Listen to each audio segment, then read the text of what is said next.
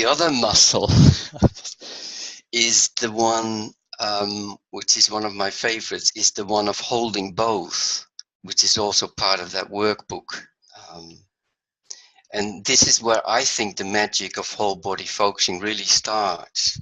To experience a sense of me here, Right there. the natural connectedness with what's around you, sensing that, and the aliveness that flows in the body.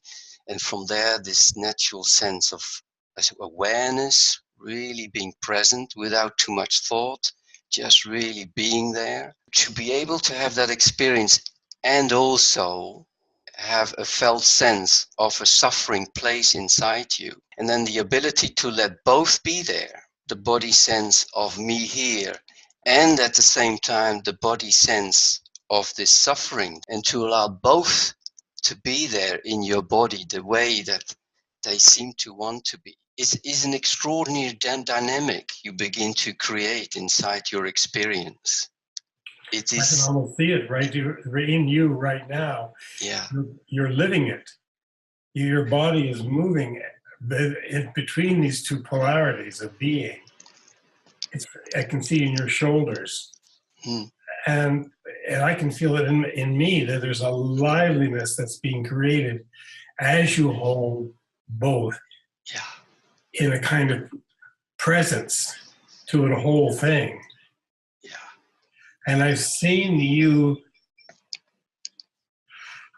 how the suffering part seems to transform itself from time to time, finding itself in a different way than it normally suffers itself.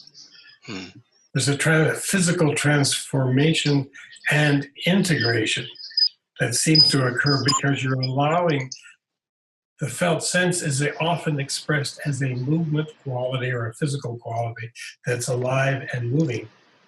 It seems to change the dynamics of the postural alignment and the physicality of its own presence. Yeah. Exactly. And what I seem to need to encourage a lot in the training that I do is to encourage people to give themselves permission to actually feel their sense of me here beside the suffering. There's something about, because of the suffering, it's almost like there's a sense perhaps that I really need to be with this felt sense. And of course that is true, but to also be with your felt sense of me here and give yourself permission to rest in that whilst the suffering is there as well.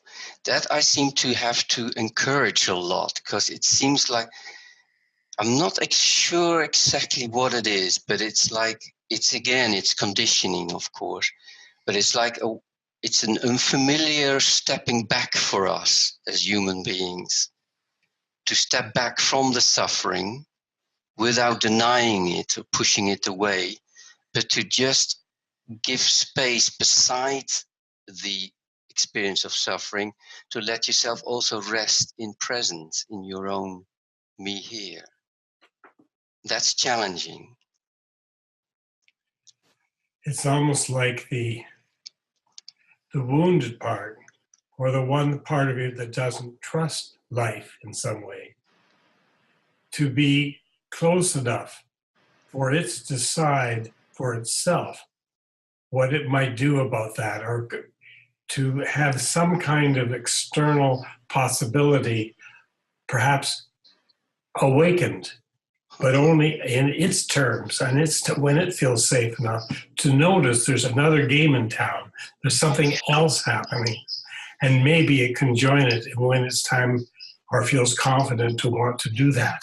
But that kind of relationship, because I'm scared, but you're over there and you're maybe not as scary as I think you are, or kind of like something that I like about this, but I don't know what it is. That kind of searching from the suffering part, looking at across the way next to you.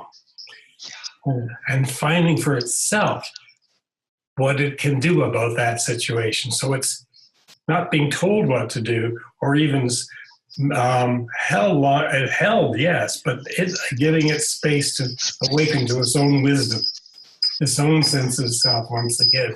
Yeah. That's exciting. Yeah. And sometimes that I've had experience, well, we both called it tough love, where you step back from the suffering in order to give yourself the space to come more into yourself, and to also give the suffering place the space to be itself. So both have space, and it's about the right relationship. And so this the muscle of me here is so important in all this, that you're able to go back and see, okay, well, what is the right relationship? Maybe I need to step back here because there needs to be more space. Maybe I'm too close up. So the suffering place really does need a safe environment, something safe to hold on to, in order to even explore itself. So the me here offers that safe haven, something solid, there's a quality there. Perhaps it's I call it sometimes gravity, but it's the fact that we live in a particular world that has gravity, it's got oxygen, it's a planet that supports life,